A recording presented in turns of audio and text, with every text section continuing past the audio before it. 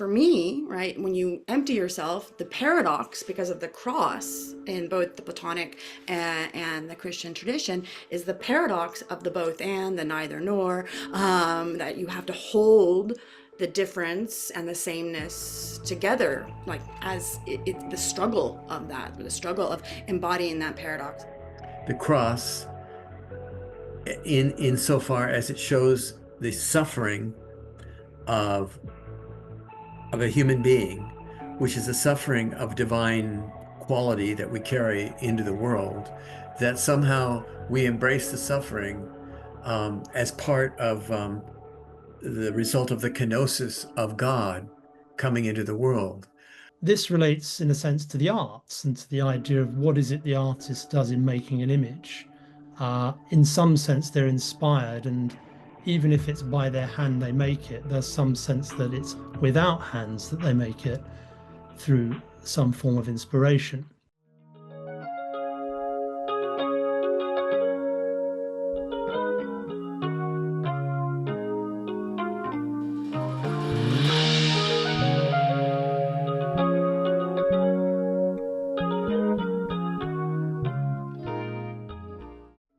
Welcome back to another episode of The Ladder, Journeys in Platonic Mysticism.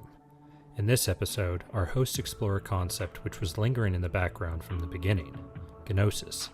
Kenosis is considered from both the Platonic and Christian perspective, precipitating a turn to the concept of creation, the figure of the cross, divine revelation, and the paradox of a full or overflowing emptiness. Thank you so much for joining us again. We hope you enjoy. So, we're just going to pick up on some ideas that we began to touch upon last time, and those concern the idea of kenosis, which we've, I think, referred to already as a kind of emptying. And I'm just going to say a few things about this from a Christian perspective, and actually, a Christian Platonic perspective. And then, in a sense, look at what kind of themes emerge and how they can be placed within the broader Platonic tradition that we've been discussing. And that might involve things around the personhood or personal nature of a divinity, the nature of how one goes out of oneself to deepen oneself, and so on.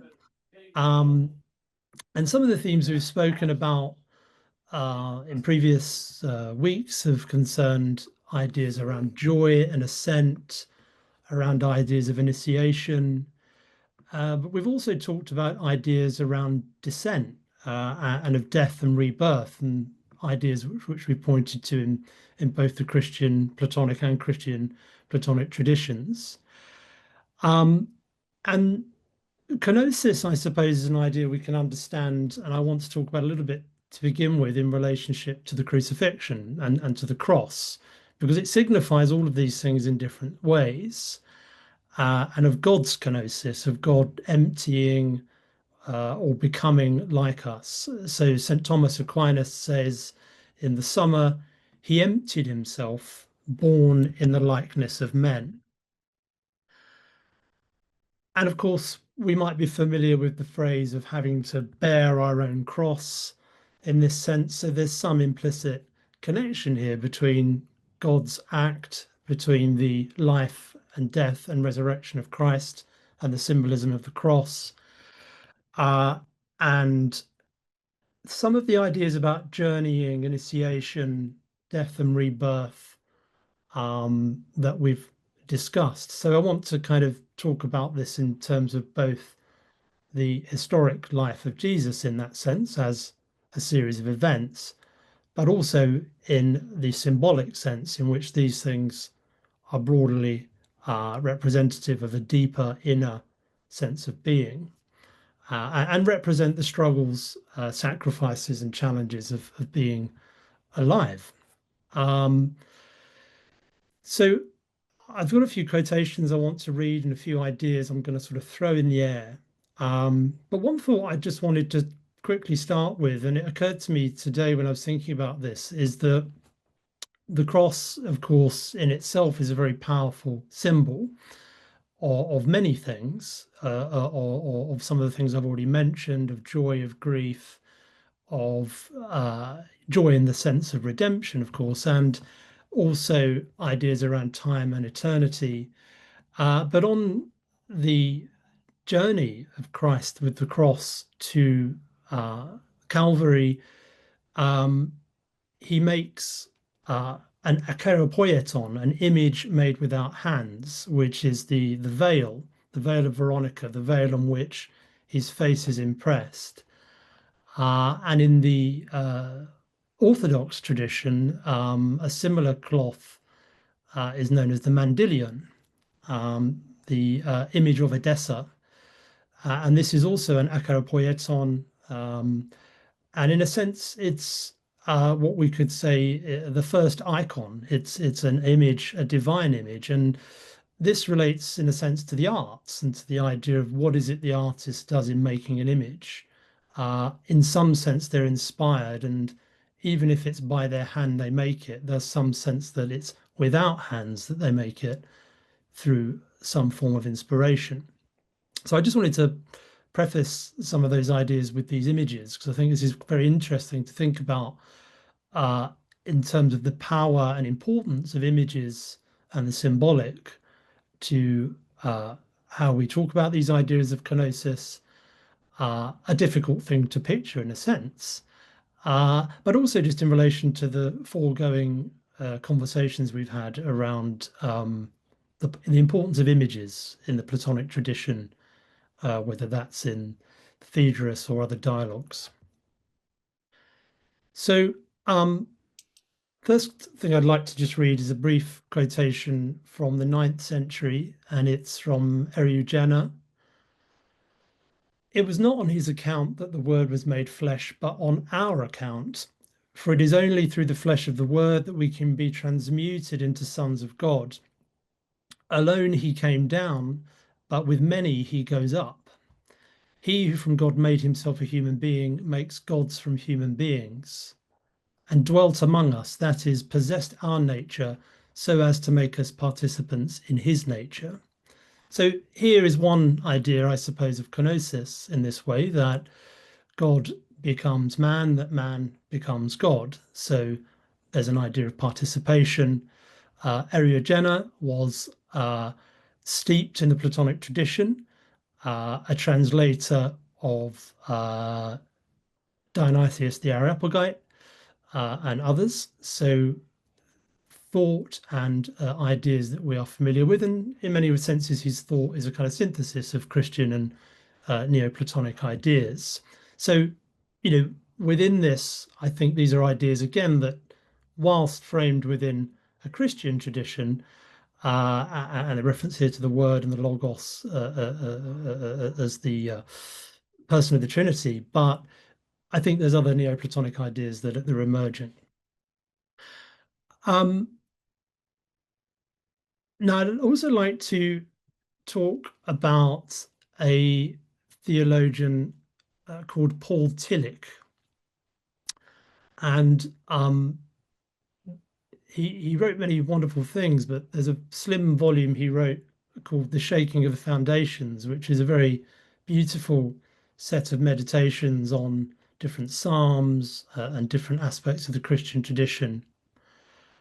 And in one of the short essays in that volume, he begins with a quotation from Psalm 130. Out of the depths I cry to thee, O Lord, Lord, hear my voice.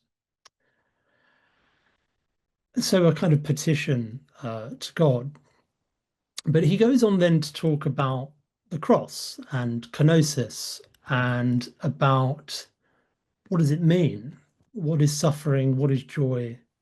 How do we understand it through this image? So he says, the depth of sacrifice, of suffering, and of the cross is demanded of our thinking. The end of the way is joy. Eternal joy is the end of the ways of God. The message of all religions is that the kingdom of God is peace and joy, and it is the message of Christianity. but eternal joy is not to be reached by living on the surface. It is rather attained by breaking through the surface, by penetrating the deep things of ourselves, of our world, and of God.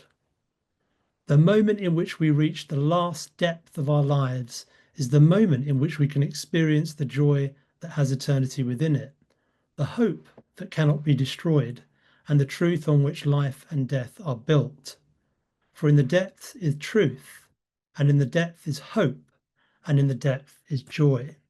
So here, again, I want to relate this to some of the themes and ideas we've perhaps discussed a little and touched upon in different ways, that, there's some kind of process. There's some sense, like Plotinus says, of working on our inner statue, of going through some kind of inner deepening.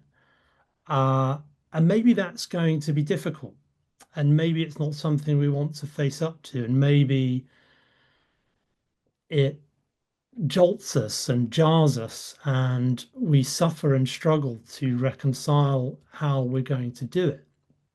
But somehow we go on that journey. And again, something about the Platonic tradition I'd love to hear more from my colleagues here about is how this sense of initiation, of process, of the inner journey is in some sense a deepening of our awareness of ourselves, of our mortality, and of our immortality.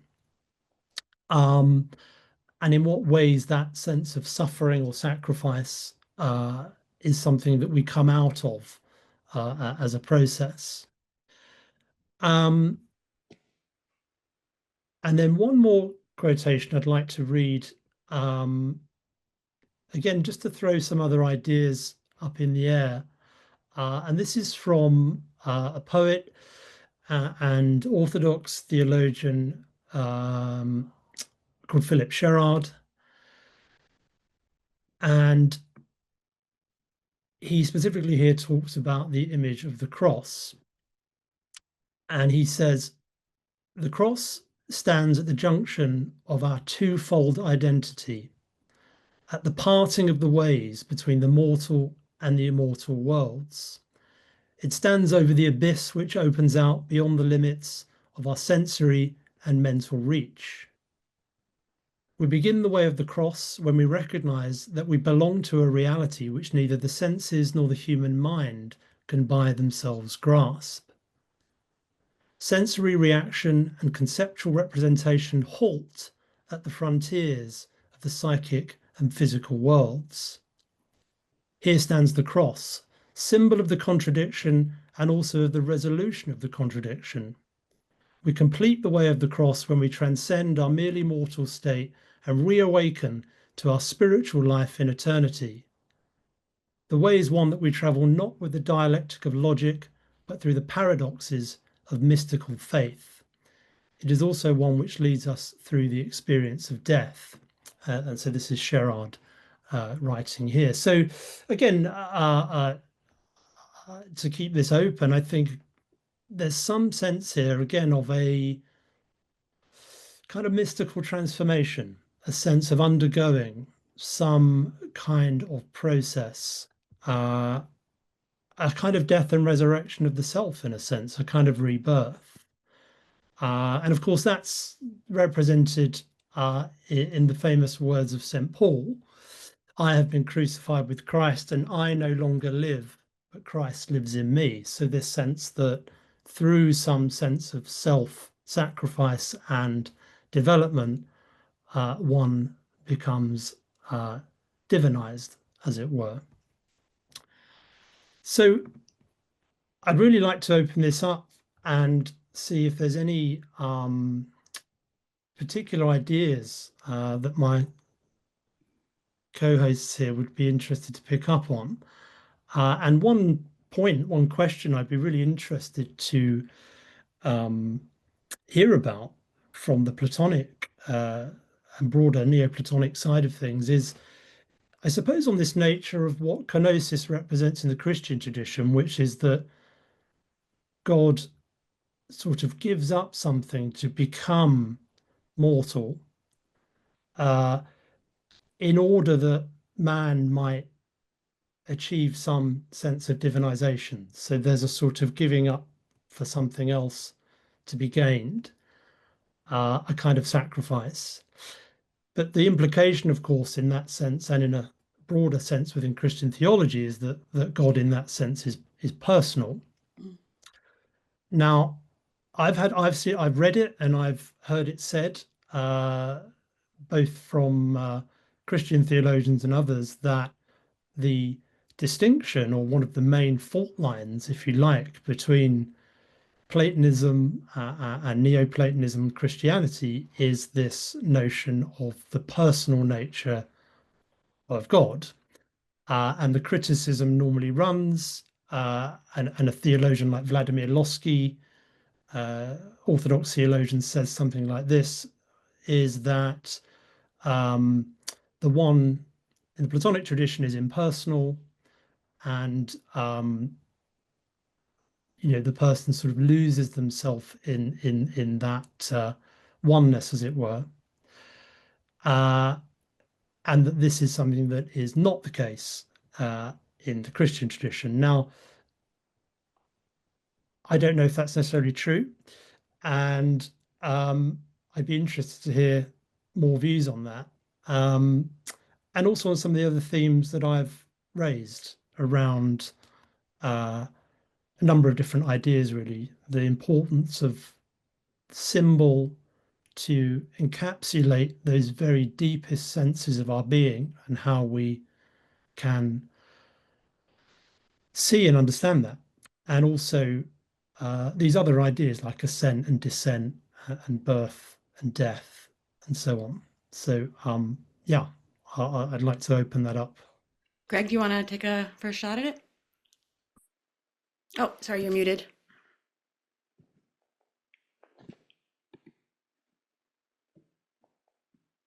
That's great. Okay, Gareth, I mean, you covered a ton of stuff, so I'll only kind of pick up on the last part because I can remember that the most. But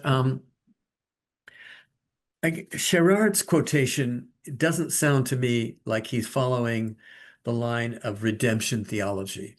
That is to say, that by his blood we are saved.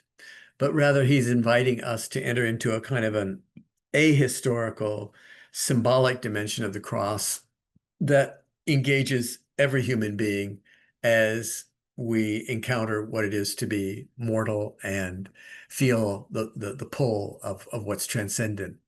So there are different types of Christian theology, but this doesn't sound, Sherard does not sound like it's redemption theology, which was very and has been very prevalent in Western Christianity, not perhaps as much in Eastern. So yeah, I like what Sherard says about the cross in so far as it shows the suffering of a human being, which is a suffering of divine quality that we carry into the world, that somehow we embrace the suffering as part of the result of the kenosis of God coming into the world. So that just seems to be the way of it. I mean, and the way I would say that the Platonists talk about that is that the demiurge unfolds its powers into the world through the daimons that build it, and through the daimons that build our bodies, and through the ensouling of us in bodies. And that's a kind of you could say, a universal sort of kenosis, which is the act of creation.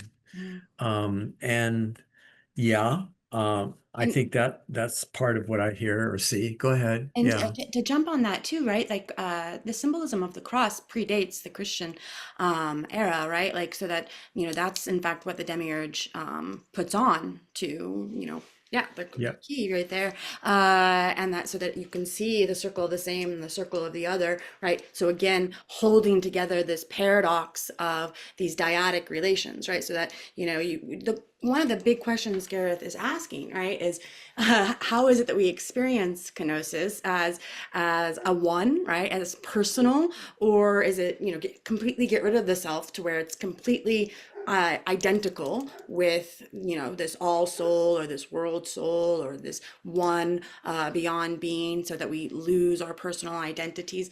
And again, to bring up the debate that I'm always having with my husband, it's for me, right, when you empty yourself, the paradox because of the cross in both the Platonic and the Christian tradition is the paradox of the both and, the neither nor, that you have to hold the difference and the sameness together, like as the struggle of that, the struggle of embodying that paradox. And so for me, that would mean that it can't be so simple as a mere emptying without an opposition that's tying it together, so that somehow in the emptying we become overly abundant, overly full. So I think about, Socrates, like he's becomes a bestowing virtue, right? Like in completely emptying himself and following his daemon, and the idea of the good and the true, the beautiful. He's also enlivened to inspire others, so much so that it creates schools and the philosophical tradition and Plato, and Plato gives himself to writing, and completely empties himself of even being a character from within that writing, but then there is a kind of, but because he did so, his spirit inspired more and more and more. And so the question for me, right, is it a one? So my husband would always argue that the Christ event is a singular event that happened once. So the fall happens once and the redemption happens once. Versus I want to say, no, for a Platonist, this personal like fall or emptying is a it's infinite, right? It's going to happen infinitely many times, and so that's why it's completely personal for every unique individual, because they embody what the Christians would call this kind of Christ, spirit, over and over and over again. Versus a Platonist, this is just the wheel of reincarnation. So I want to jump in and oppose that notion which your husband attaches himself to, that it's a one-time thing, and and instead of opposing that, because that's my instinct to oppose that and see it more the way you do, is this infinite unfolding. What's the payoff for Christians to think that? What is appealing to your husband or to many other Christians who say it was a one-time fall and it was a one-time redemption through Christ? What's activated in them by believing those things, by taking those symbols in the way that they take them? What's the appeal? Maybe Gareth knows, maybe you know, Danielle, because you had discussions with your husband about this, but does he disclose why he wants to believe that? And where does he get traction from that? What's the payoff? Well, it's I think what Gareth is speaking to, that it's the, in a sense, first off, the kind of emptying to give to the Christ God, to be in that true bend the knee kind of relationship, and recognizing that it is via grace, right? Like But this. that's not what I'm asking. You're Yeah. you're telling me the atmosphere of what they feel when they buy into it. What compels them to buy into that in a Well, literalistic way? Because they sort of take it in a literalistic historical way. It happened one time in history. mm-hmm. So prior to that, the world there was no fall during the time of the Aboriginals in Australia and all the rest of that. None of that really counts until the fall happened somewhere, and then the redemption happened in first century Judea, historically. What's the appeal of hammering it down in such a specific historical way? What's the payoff? Yeah. Why do they want to do that? Apart from the feelings they get once they do it, what's driving them to do that? Is that an impossible question or No, an no, I unfair think it's a great question? question. I mean, it's a huge question, obviously. Yeah, well, I suppose, I understand my view broadly in the Christian tradition would be one which is more sympathetic with the description that Danny gave, which is in a sense that this sense of fallenness and redemption is uh, a kind of continual thing. Um, and I think there's good theological grounds for that in the Christian tradition. Um, I think Philip what, Sherrard would probably move in that direction too, correct? yeah, yeah, and he's very strongly dogmatic Orthodox Christian, dogmatic in the proper sense, as in dogmatic Christianity. But um, you know, and in fact, he wrote this very interesting essay, which maybe goes some way to addressing some of these questions around. It's called something like Christianity and Other Spiritual Traditions. Um, in that, he makes an argument um, to the effect that, and it's an idea that I think I introduced early on in our discussions, the logos spermaticoi, the idea that there's a kind of divine seed, if you like.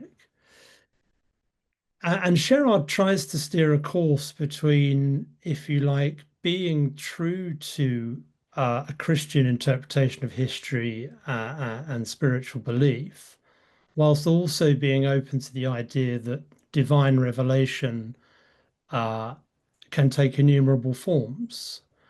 And so the mode of revelation may take different shapes depending on the historical milieu into which people are organized and exist.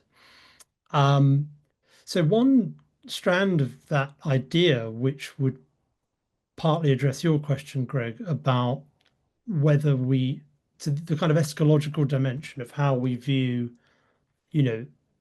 this moment, um, 1,995 years ago, thereabouts, when Christ was crucified, um, that there was a historical person of Jesus, and that, in his incarnation, there was a real person who was God, um, and who was crucified.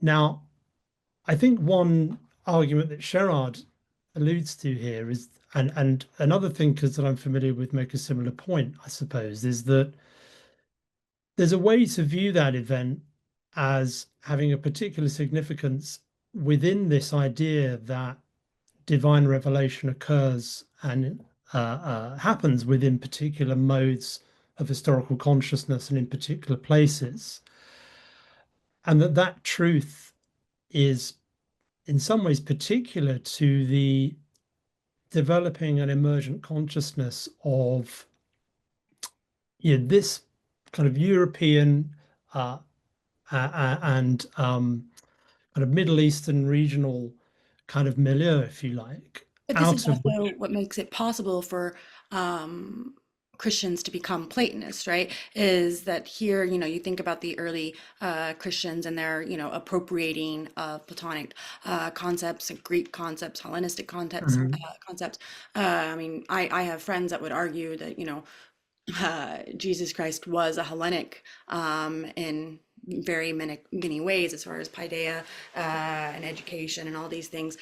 So that Christianity lends itself to being able to say that, Plato was part of this revelation, so that there's a foreshadowing of all of these ideas, but that with the Christ event, things are completed. That is it is done, right? And then, so one of the things I would like to pose to you, right, is that question, right? Like, if it's been completed, why does it keep going, right? And how, like, one of the things that I also, as a person who's deeply invested in the value of a syncretic way of relating to the divine, and not dismissing the Christian as wrong, or the Platonist that is, or the pagan as wrong, like finding ways to, how is it that we can be thinking that, yes, for a Christian, there's a singularity, there's a veracity of the historical event, and arguably it has to be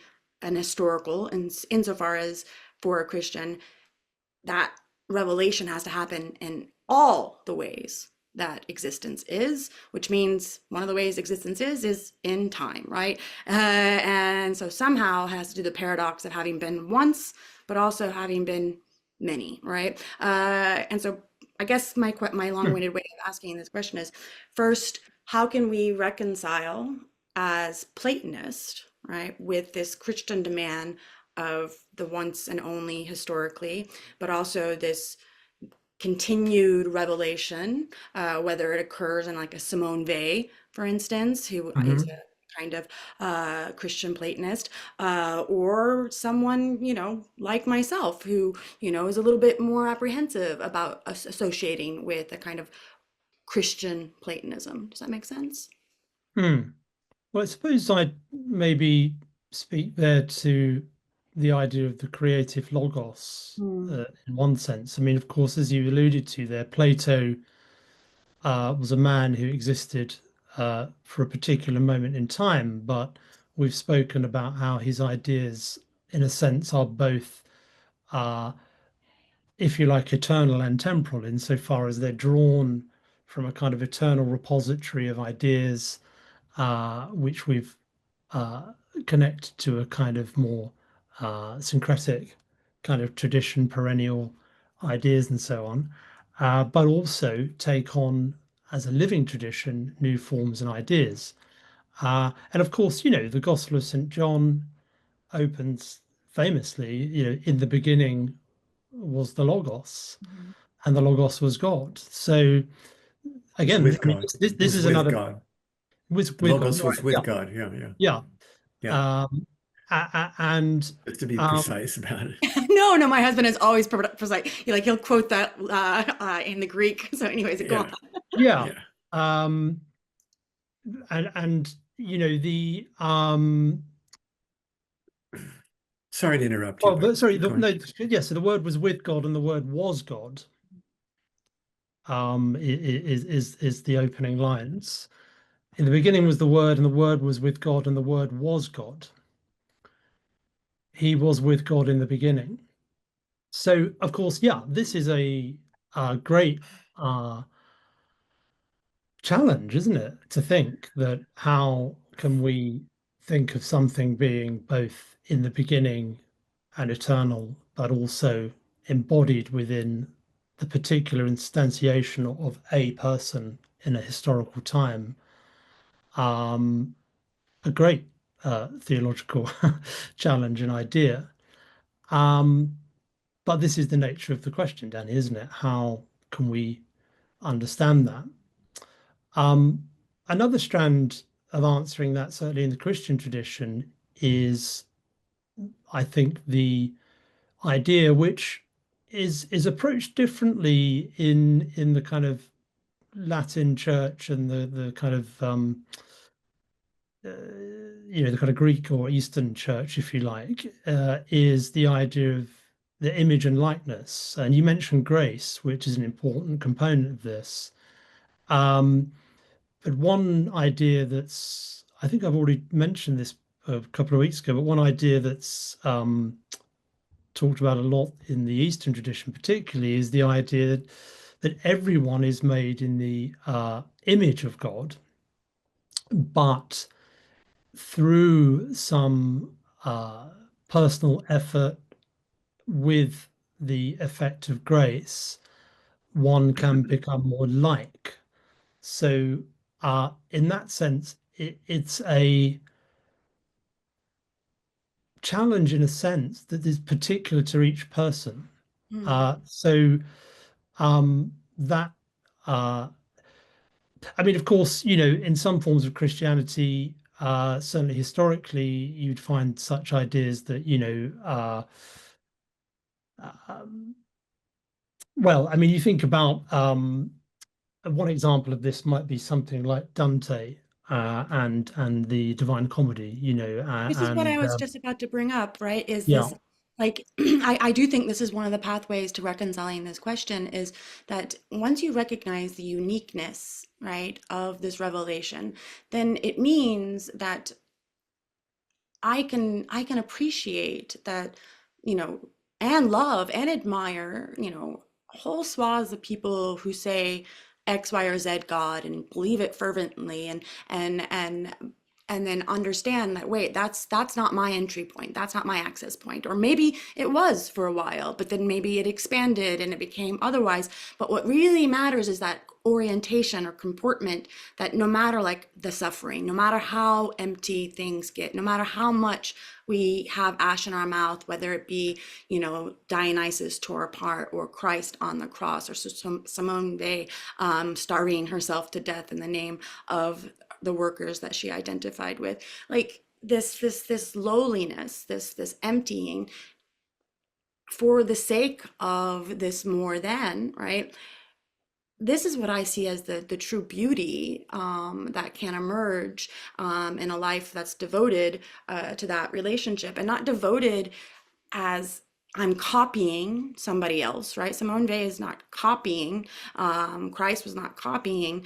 Socrates was not copying Dionysus. Like, but that unique emptying of each individual soul, a unique way of embodying the virtues. And that gets to that oneness. And this is why I'm going to go back to the debate that I think Greg was having with the Substack person, which is a lot of people want to say that in Platonism, my husband is one of them, that it's an impersonal, ascent, right? That you lose your personhood, versus I think that there's a deepening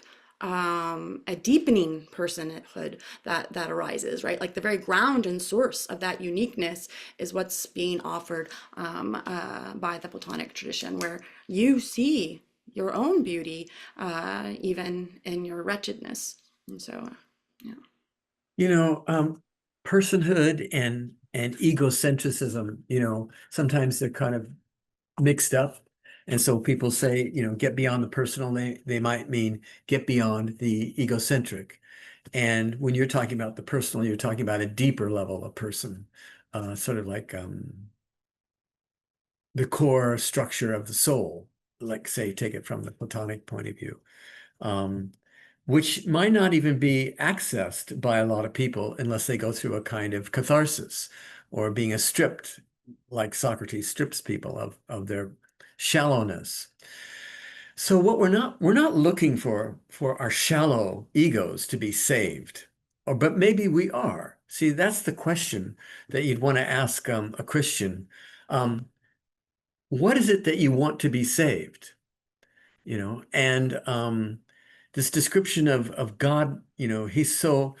Sometimes when I read, and I was reading a Substack guy, it's almost as if he would describe the Christian God as being a nice guy, whereas the Platonic God doesn't give a shit, And I think that's sort of an oversimplification, but that's kind of what it feels like.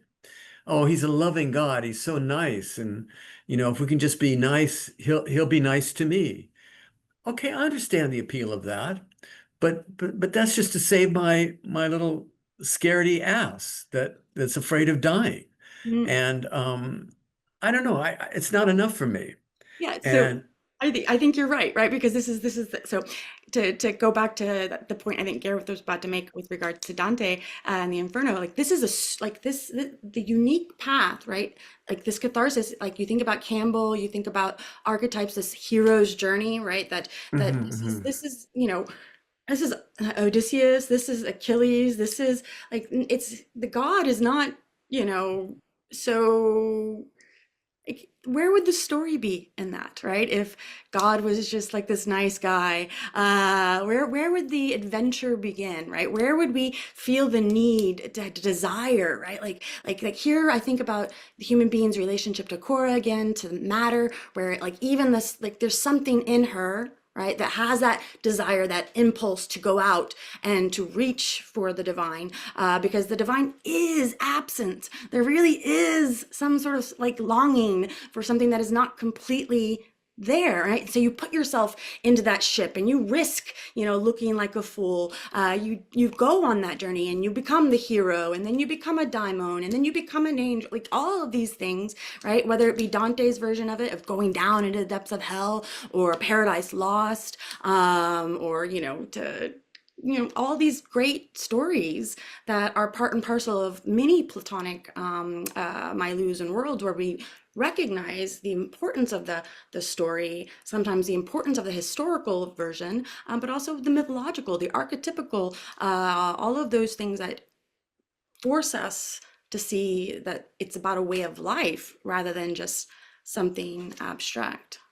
So Yeah, yeah.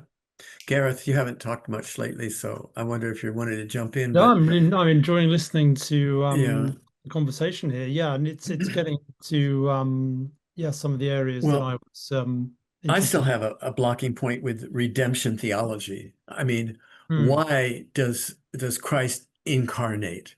And the interpretation that he comes down to pay for our sins. And how does he pay for our sins? By being butchered on the cross, and his blood saves us.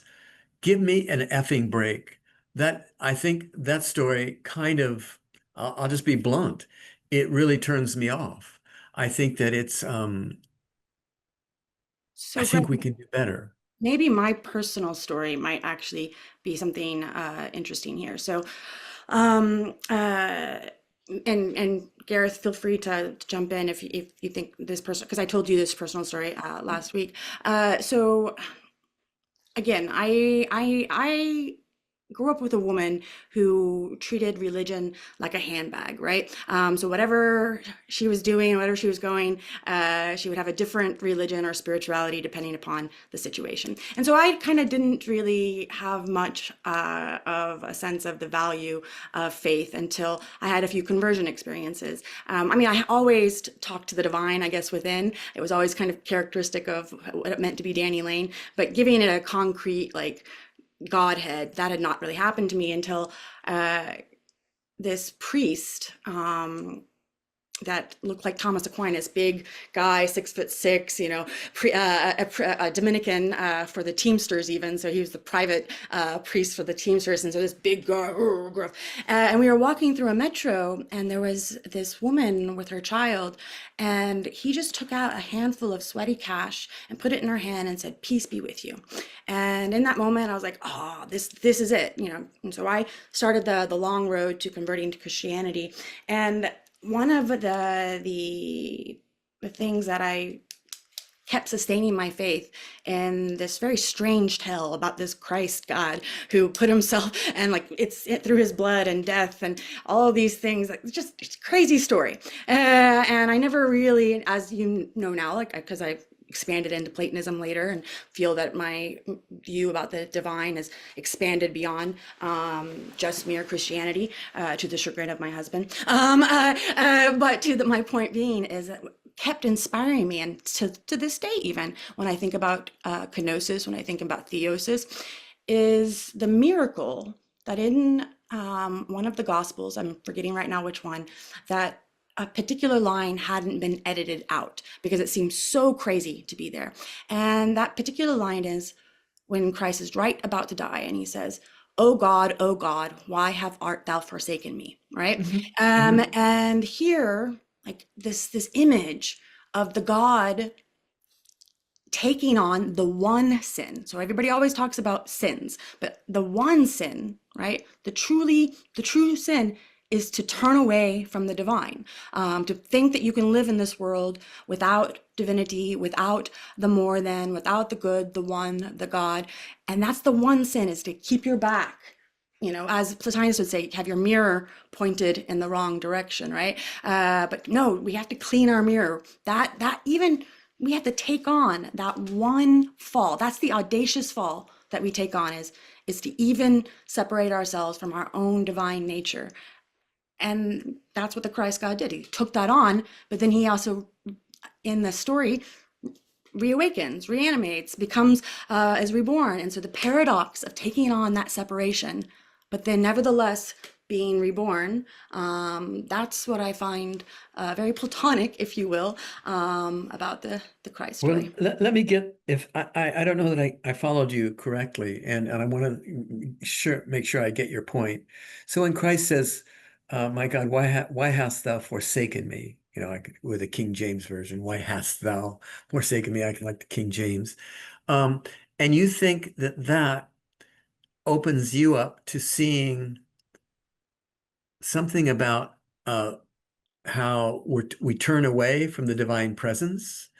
And so when he says, why hast thou forsaken me? It's not so much, why have I forsaken you? But it feels like, why have you forsaken me?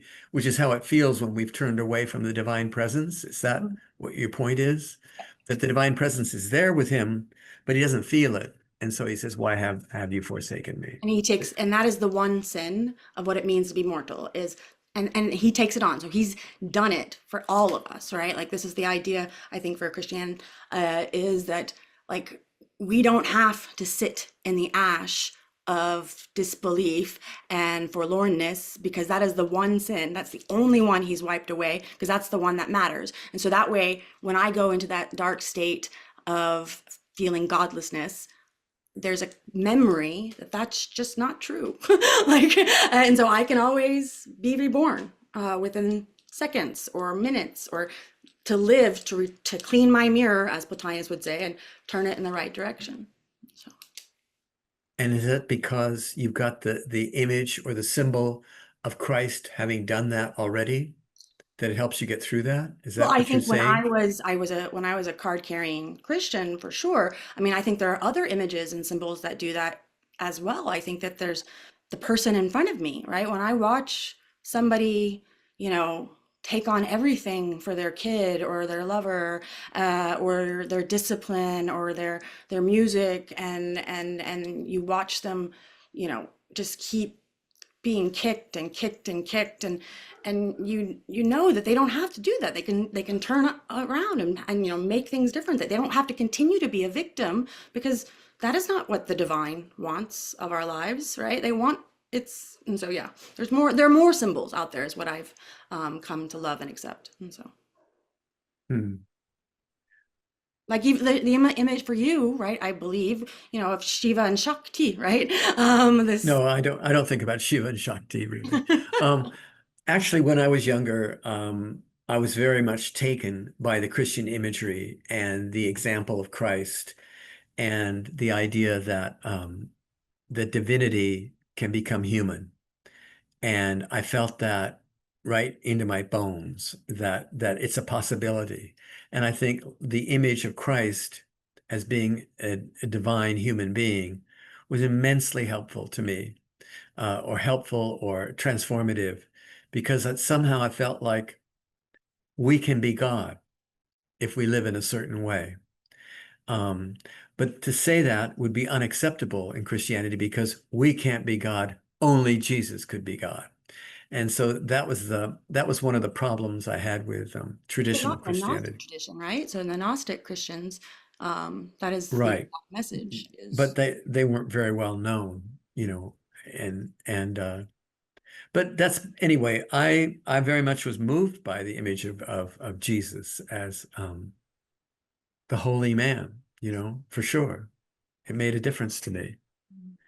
Um, But for me, I see this in Orphism, right? Where, you know, Dionysus is torn limb from limb and, you know, then put back together, and Dionysus is the creator god, so that we see this kind of eternal loop of this constant need to. yeah. Oh yeah. I mean, it's there for sure. Aesthetically, that appeals to me a lot. But in terms of raw identification with an image, I think I felt that more with images of Jesus when I was younger. Because, you know, who else do we have in Western culture when we're growing up? Unless you're a Jew, say, you're not going to identify with Jesus. But if you're brought up in the middle of America, you know, that's the only God man that we have. What were you going to say, Bobby? Oh, I love that we have Socrates and we can bring him into our heart. I was just reading the New Testament at the end in Luke, and the same thing Socrates says to his friends that Jesus says when he's about to die. Jesus says, like, don't weep for me, weep for yourself. And Socrates is like, I sent everyone that would weep away so that we could be together, you know? So it's a very similar, there's a Japanese criticism that like the West separates reason and faith too much, but they're kind of together. And I loved, yeah, I don't know, I love this conversation. I think it's very complex and adult, but the icons and stuff, I just feel like they point to a lot of the same self-emptying so we can be full and nothing, but not the kind of nothing that's meaningless. It's like a really profound, intimate nothingness and stuff. So what's I interesting just about wanted to say I love this, and we have Socrates. So yeah, but what's interesting about Socrates is that he's not going to save you. Socrates would never, ever say, I'm going to save you. And no one ever would think that Socrates is going to save them. He's a model for how to be, but he's not there to save me, you Well, know? what's interesting is Sure. at the end of the Phaedo and his eschatological myth, he basically gives strong indication that he's going to be daimonic, right? That what will happen is he'll be a leader for somebody else, right? And that there's also indications that there are different. That's one of the reasons why I appeal to this idea of daimon and then angel and archangel, like Angel. there's a sense of Yeah. ascent even in the post-mortem world for the Platonists, and that when you get that, it is a kind of soteriology, right? Even within the Platonic dialogues, right? That Socrates is in fact, a funny play because I argue a lot these days that Plato is playing with etymologies and folk etymologies. Socrates is a kind of savior rule, right? A saving ruler, if you play with his etymology of his name. I'm confident because you can see Plato playing with that as well throughout the Phaedo, with various different forms of the word to save. But long and the short of it is I do think that within the dialogues, there's a sense of a certain kind of pedagogy that will save your soul because it will remind you that you are immortal. And so, Well, right. The pedagogy will, but that's something that you have to engage and become part of. And God doesn't have to be a nice guy for you to engage in the pedagogy. I think the Christian story and theology has a different atmosphere than the Platonic one. And to say that it's impersonal in the Platonic is not to say that it's not also personal, but there's it's an impersonality that contains personal elements. But yeah, I think that the more I think the Christian story needs to be deepened by going into the impersonal and accepting that the impersonal contains the personal. That's just how I've looked at it. And I think that, what was it? I got in a lot of trouble for giving a paper once where I said that to be a Christian and a Platonist is sort of a contradiction in terms. And everybody got pissed off at me and started yelling at me and everything.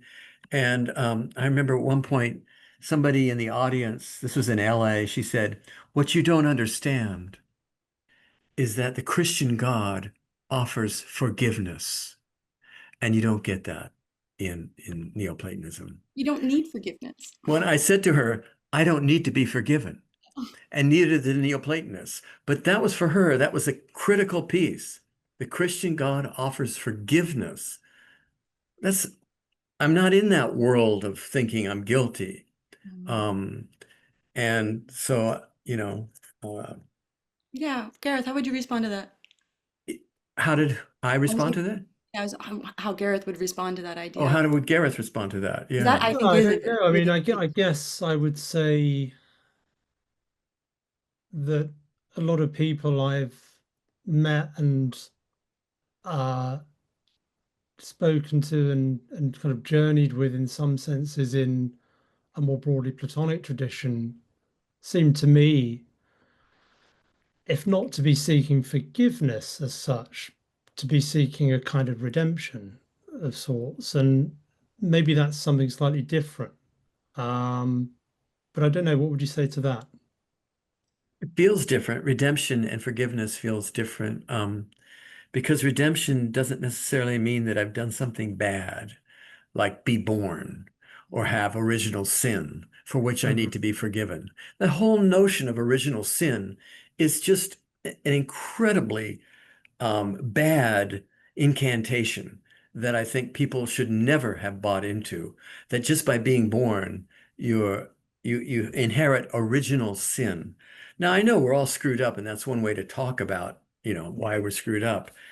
But to literalize it and to think that I need to be forgiven for the fact that I exist Mhm. is it's perverse. I think the fact that I exist is a gift, Yeah. and it's And a this gift of the demiurge. This is why I like the idea of the Platonic audacity, that the fall happened because of a kind of audacious nature of the soul, right, of the individual, and and so a kind of hubris, if you will, right, to separate yourself, to become mortal, but then the kind of hubris and audacity that one would need to turn back, to say, look, I know I separated from you, God, but I'm going on that journey ways to get back to you, right? So a kind of courage. So to go back to Paul Tillich, the courage to be is, this is the kind of virtue par excellence of this return, this epistrophe for the Greek mind, right? That it takes not forgiveness, but my own audacity to believe I do not need to be forgiven, right? I'm perfecting, right? I'm going, so it does mean to have been perfect. I mean, I need to have done shitty things, right? Because then if I haven't done, things that I later regret, then I wouldn't be stimulated to return. That all of those things that I once thought I needed to be forgiven for, no, they were part of the building blocks of, for instance, Odysseus gets stuck with Circe. He doesn't lament and say, I need to be forgiven for being with Circe. No, it was just part of how he got out and It exited happened, back yeah. home. Right, right. And the other thing is that maybe accepting the results of the audacity and accepting it in a deep way is how you get home, is how you return. That you find that somehow by accepting the way you're going out allows you to be in touch with the source from which you came. Yeah. And this is And why I think it's different than narcissism. Like a lot of people or Christians, mhm, right?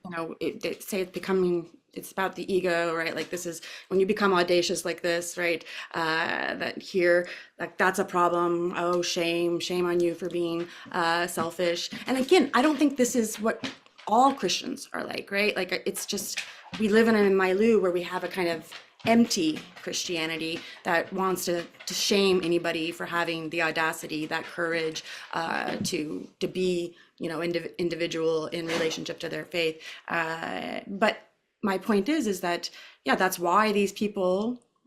I mean, I don't think Odysseus is a nice guy. I don't think, I don't think Christ was a tree hugger, right? Like he walked into the temple with a cat of nine tails, right? He was, Socrates, is making fun of your Thrasymachus. There's the human being is a both and that doesn't need to be redeemed. That just needs to be like in a crazy way, just loved. yeah, yeah, yeah. Bobby, I yeah, what's think up? that the both and Socrates does so well, and he does the dialectic with the relative soul continuously, and he's so good at it.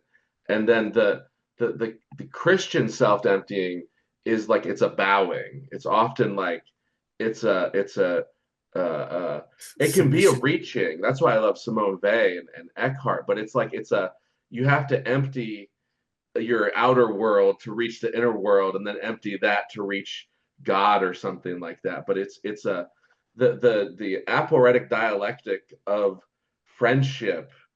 And Alcibiades is such an interesting character in the narrative of Plato's Socrates, and he's such a different Socrates loves him in such a unique way, probably in the way like and again, the Christian God, I think what's beautiful about those images in like a Corbinian sense or something is that there's a different kind of love kind of reflected into the real world in the stories of Christ. It really and especially in the saints that get engulfed in the images of God and of Christ, and then they do their works and stuff. They're different kind of orientations, but statistically, there's always more difference between two things and within and stuff. So like you can get caught in the differences so much, but they both bring in such awesome, I don't know, the nothingness they have is really cool. It's a different kind of nothingness, if that's not too ridiculous to say. I was just thinking about the never-ending story and the nothing. We were talking about that earlier this morning. Gareth, I bet you have a poem or something that would nicely close this, or just a final thought. Yeah, well, look, I just want to thank you both for a really stimulating discussion, and yeah, it's been great to hear your views on these ideas, and yeah, well, look, I mean, maybe